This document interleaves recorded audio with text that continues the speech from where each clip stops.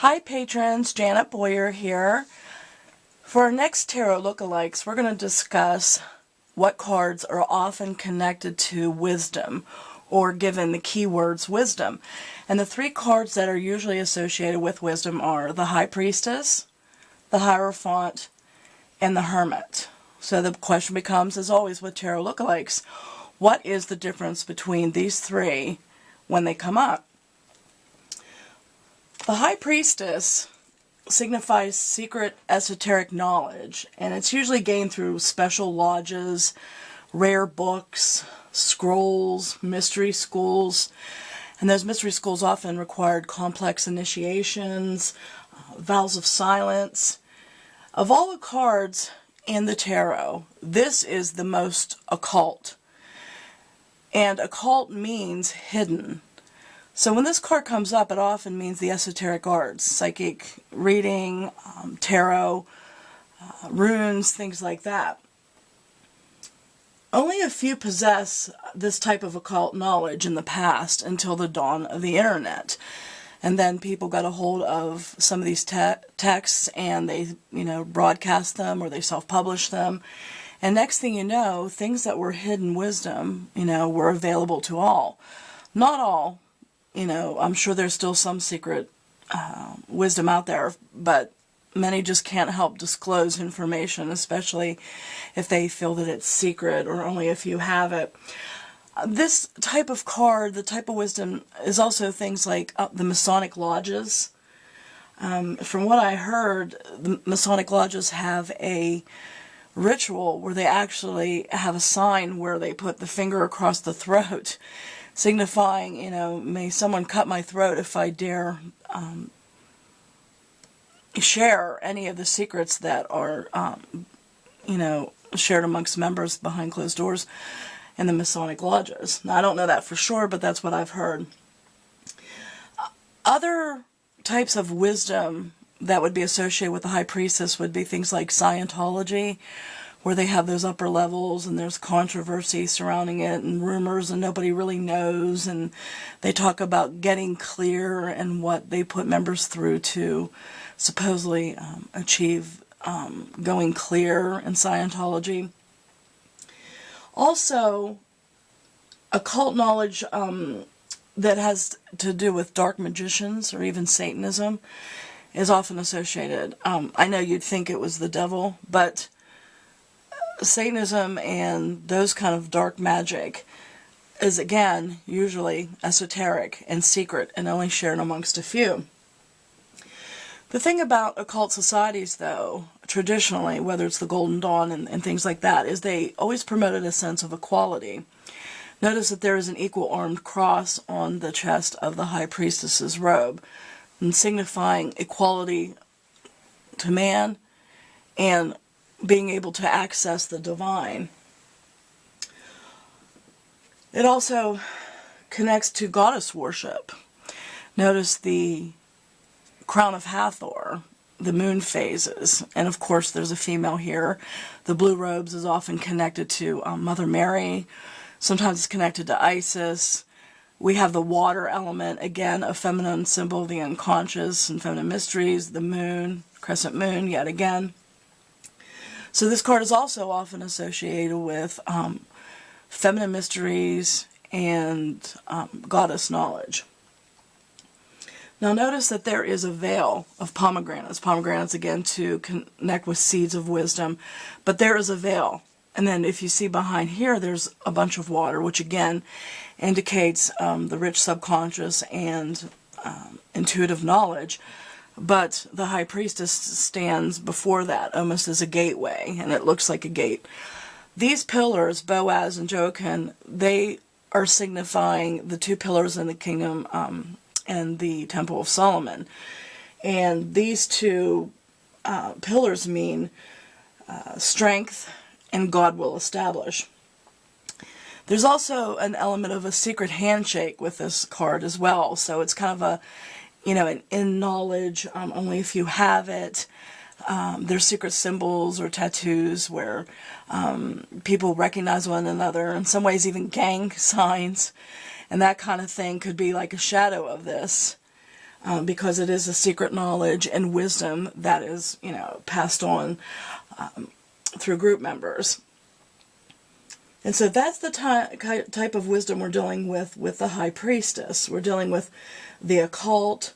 We're dealing with secret knowledge, scrolls, perhaps even the Dead Sea Scrolls, things like that. But again, with the dawn of the internet, things aren't so occult. Now things that were secret or only known by a few are known by many. Tarot's another one. When I first started on the internet, I don't know, 12, 15 years ago, I think there was 1-2 blogs maybe about tarot. Now there's how many books, how many blogs. So again, esoteric knowledge is making itself known, but the High Priestess governs that kind of, secret special knowledge. The Hierophant, on the other hand, is exoteric knowledge. That is wisdom that's in the public domain. So technically now the Hierophant, tarot has kind of come under the domain of the Hierophant, and people who have been around the tarot world 20 years or more and have written books, they've kind of become the Hierophant of tarot because now they're passing down the keys of knowledge and their wisdom to students, as you can see. Another thing that's under the wisdom of the Hierophant is religious doctrine or ethnic traditions, and they tend to follow a sense of tribal loyalty. Any kind of rules or moral codes that are public, and they're usually intended to keep people either in line or within a certain fence, so to speak. This is also the domain of the Hierophant. And these types of rules of wisdom under the domain of the Hierophant usually govern things like theological beliefs, marriage, like who you can marry and who you can't, religious holidays, family celebrations and traditions, even taboos and prohibitions, including sexual rules and dietary laws, such as the ones that you find a lot in the Old Testament, but even public mores now that deal with, rules that cover, diet, like you can't eat pig or,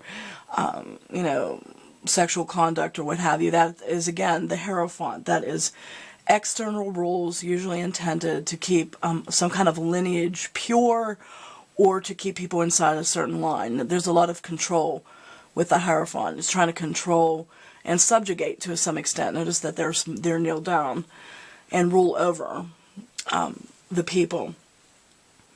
Usually, the Hierophant's knowledge is passed on from generation to generation as well, just as the Catholic Church actually believes that the Pope is a direct descendant from the first Pope, Peter, and the keys. Upon this rock I will build my church, rock Petros. That's where we get the word petrify and petrification and things like that.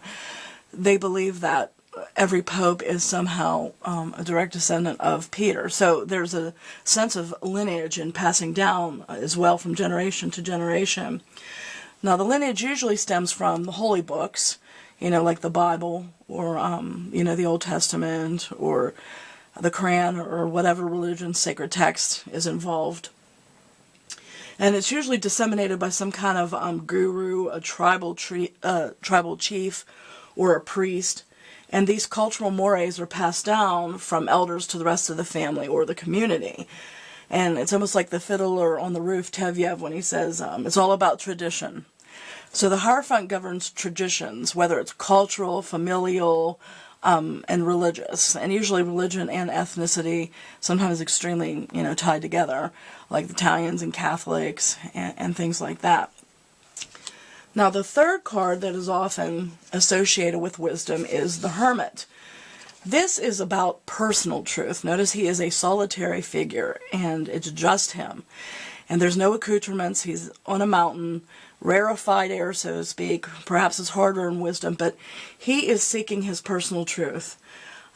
So his energy may consider teachings or knowledge shared by the High Priestess or the Hierophant, but he has sifted through the wisdom offered by these two, and he's decided what is true for him, his own personal way of living. He has made a conscious decision to determine what is wheat in his life, that is what is valuable, what he can eat, so to speak, and what is chaff, what is useless or what is not as part of his path. Now, he holds his lantern in front of him of light and truth. Now, he may not know for certain where his personal truth is leading him, because the lantern can only illuminate the first few steps.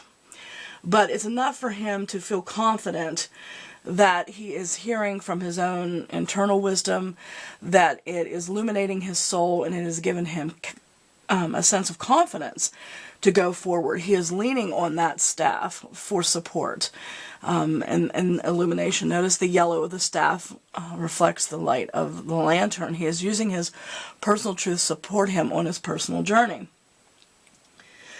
Now, he has a walking stick, as I said, so he's supporting himself and whatever his own notion of wisdom and truth is, but also he's not looking externally anymore. Notice his eyes are downcast. He's looking down at his feet. That's because, of course, the lantern can only illuminate a few steps at a time, but it is also because he is not looking outside anymore. He is not looking to a high priestess. He's not looking to sacred scrolls. He is not looking to a guru or a tribal chief to tell him what the truth is now. No, he is looking down and he is saying, I am determining what my truth is. And matter of fact, his eyes may not even be open, so he's looking within. You know, whether it's looking within or looking from, you know, the illumination of personal truth, it's still all about his hard-won truth. He's on the mountain and he trusts his sense of wisdom because he has gained a sense of spiritual maturity to know what's right for him, and he doesn't need to look externally to find out what is right for him, what is true, and what is honorable. So I hope you enjoyed this tarot lookalikes on the wisdom cards. Again, this is like the secret handshake, occult knowledge, secret stuff. Hierophant is exoteric, tends to be public, handed down, family rules, traditions, dietary laws, morals, shoulds. And then the Hermit, while he may glean from the esoteric or the exoteric, he has sifted through and he is determining what his own personal truth is. So I hope this tarot lookalike helped you understand the 3 wisdom cards and how they might interpret in a reading. Until next time, bye-bye.